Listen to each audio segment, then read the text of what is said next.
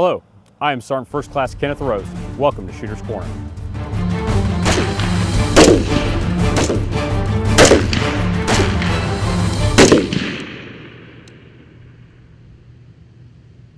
Welcome back to Shooter's Corner. Today I'd like to talk about zeroing. Zeroing is a necessary function for any weapon system prior to use. What is zeroing? In layman's terms, it's ensuring that a bullet's impact coincides with its sights at a given distance. In the Army, we use the 25/300 meter zero. The bullet will cross the trajectory or the line of sight at 25 meters and 300 meters. To start off with, we're going to shoot at 25 meters. Here, we use 5-shot groups. Why 5 shots versus 3? Well, with 5-shot groups, it gives us a better statistical average of where that shooter's group actually is. 3 shots is a little light and can allow for some flyers out there. Let's go into the zeroing process now. What we're going to do is fire 5 shots at 25 meters at one of the M4 zeroing targets. He's already achieved mechanical zero on his sights, ensuring that his shots will be centered somewhere on the target and he can make minor corrections in order to achieve zero.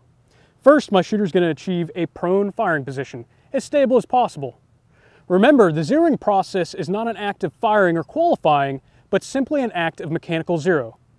We want to eliminate as much of the shooter error as possible. All right, Specialist Cleveland, let's go ahead and put up a good solid 5-shot group. I want you to watch your trigger control, give me consistent sight alignment.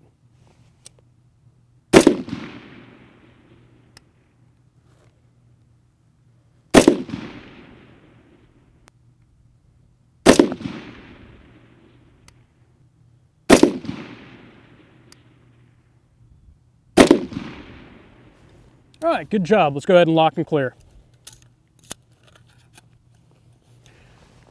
Let's go ahead and move down range and see what results we have on target. All right, that's a really good group. Consistent sight picture, good trigger control. Let's talk about the target and how we're going to use it to actually zero this weapon system. First off, you'll notice that it's set on the M4 side. Most of these zero targets have dual purpose. On one side is an M4 and on the other side is an M16. Ensure that you're using the proper side when zeroing your weapon system. As you can see, Cleveland's group is low beneath the desired point of impact, the center of the 4-centimeter circle of the E-type. These targets are built to give you your corrections. You'll move the group based on the grid squares and the adjustments set on the target. All right, right here it looks like you're 1, 2, 3, 4, 5, 6, 7 grid squares low. So I'm going to come over and we're going to come up 7 clicks on the front sight. Windage wise, you're between 0 and 3, so let's go ahead and move you 2 clicks to the left. Sounds good. Let's go back, make those corrections, put up another 5-shot group. We've come back, we've made our corrections. Let's put down another 5-shot group. Try and get it good center on the target. All right, give me good, consistent trigger control, good sight alignment. Remember to aim at the same place you did when firing your first 5-shot group. Go ahead.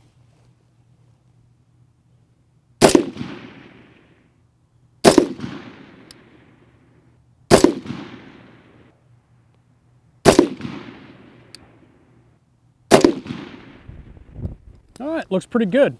Go ahead, lock and clear. We'll go down range and check out the target. All right, once again, looks like a pretty good group. Looks like we may have overcorrected him.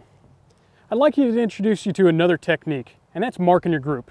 As you fire on these targets, a lot of bullet holes will start to bleed together, and you might not be able to track your group. Well, one of the best ways to track your adjustments and what group is what is with colored markers.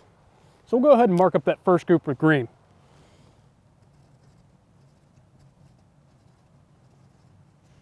Over on the side, I'm going to go ahead and make a green tick mark and write down the corrections I made on the first group.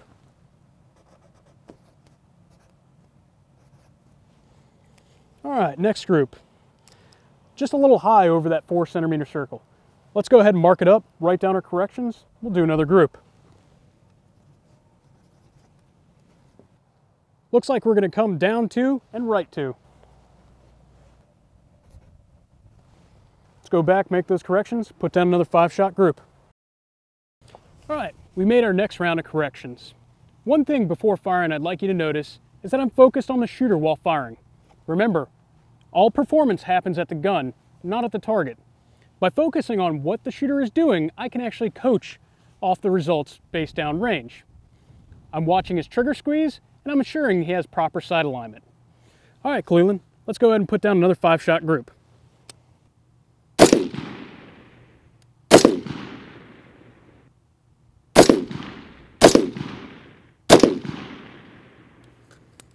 All right, looks pretty good. Go ahead and lock and clear. Let's go check it out.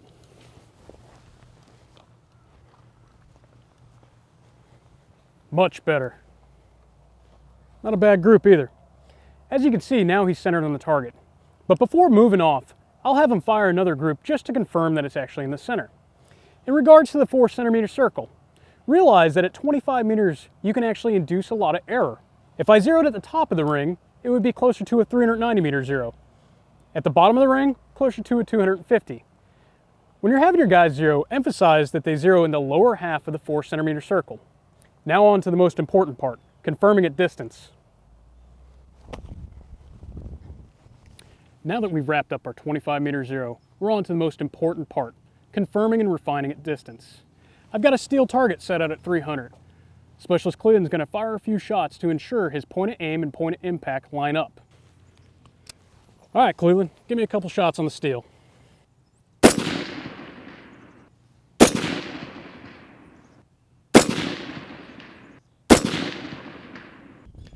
All right, go ahead and unload and show clear. Good. That wraps up this segment. We've talked through the 25 meter zero and the most important part, confirming at distance. Join us next time when we talk about ballistics and holds. This was Shooter's Corner. Thanks for watching, and we'll see you next time.